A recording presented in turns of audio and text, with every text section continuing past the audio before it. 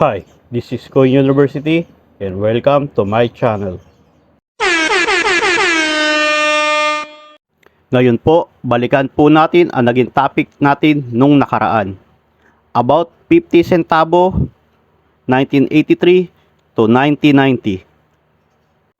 Ngayon po, kung titingnan po natin ang dalawang barya na ito, halos wala po siyang pinagkaiba. Ngayon, tingnan din po natin ang likod na parte ng barya.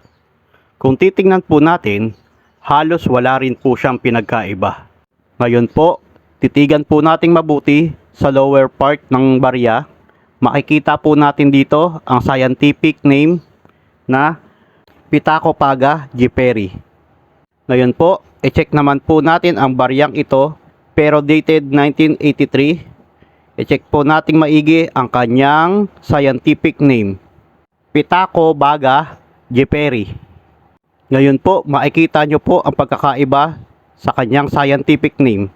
Ano po kaya ang tama at mali sa kanyang scientific name? Ngayon po, magpapakita po ako ng tama at mali sa kanyang scientific name.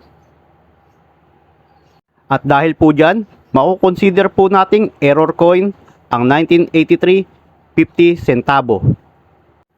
Opo, considered po siyang error, misspelled error, pero wala po siyang higher value.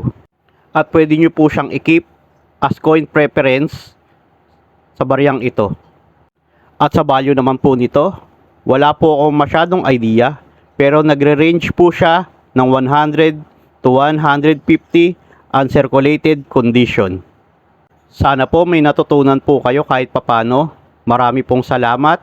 Mag-iingat po tayong lahat.